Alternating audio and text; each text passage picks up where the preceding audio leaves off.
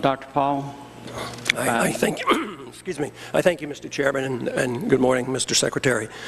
I have a question about the President's Working Group on Financial Markets. There's an article that said that the Fed briefed the President's Working Group on Financial Markets in June of 2008. And during that time, I assume you were president of the New York Fed in June of 2008? It was actually in May that we briefed them. And I was the one who did. Okay, well, the article said June, but okay, May. It said the Fed briefed the working group. Does that mean you did it or somebody else from the Fed? It was on the agenda of the meeting, and I went to provide. I wasn't a member of the group, but I occasionally went. I went to provide an update on this issue, and then my staff subsequently briefed officials of the Treasury and separately officials of the SEC and the CFTC. Okay. You're the chairman of that group right now, correct?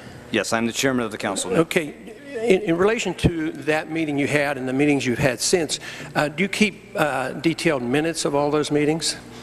We do keep minutes of the council meetings today, and we put those minutes in the public direct record. And they're with whatever the appropriate lag is to make sure we have, a review by the agency. All records kept. How often do those meetings lead to policy changes where you make a decision and the Fed goes out and does something, or Treasury goes out something, or getting involved in the markets at all? How often does that happen? Well, the council is still in its early stage of implementing the authority Congress gave it. The Congress gave it two different sets of authorities. One is specific responsibility for things like designating financial market utilities that have systemic implications.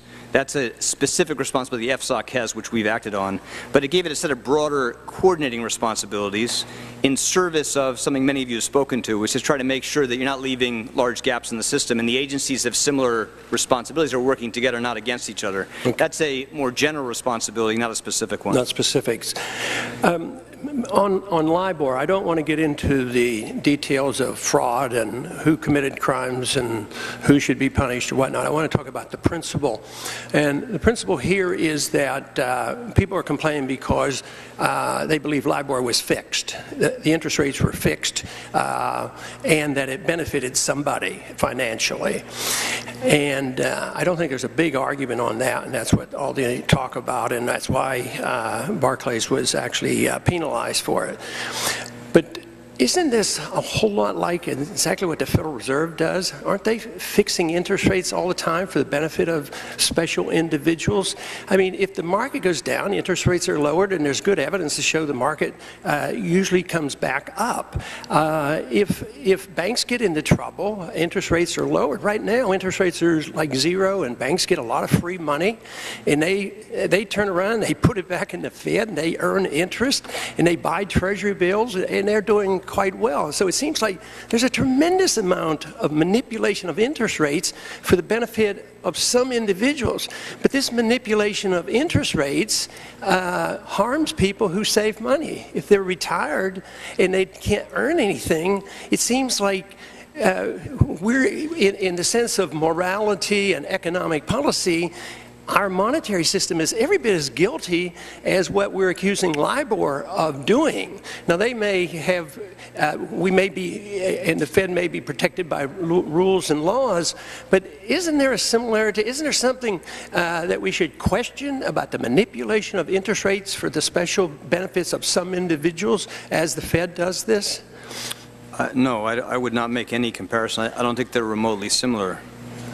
I mean, the Fed, with authority Congress gave it to maintain. I'm not talking about the authority. I'm talking about what they did. I recognize that.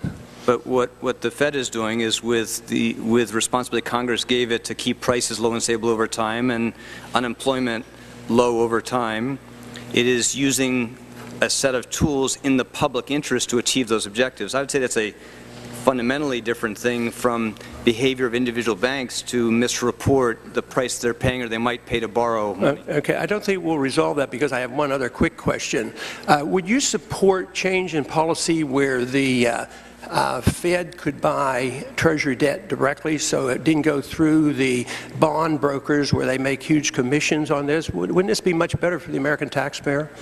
For the Fed to directly finance? Yeah, why can't they buy Treasury bills from the Treasury? Instead, we have 20 or so bond dealers, and I think they make some commissions on this, and then the Fed goes out and buys these bonds, and bond dealers make money off this.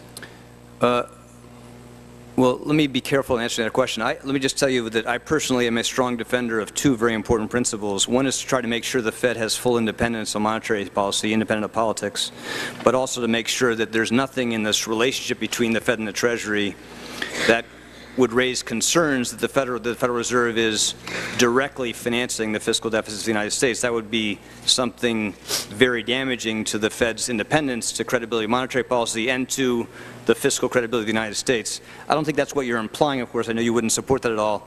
And so maybe I should talk to you more detailed about your specific questions about the market function issue. Thank you. Ms. Maloney?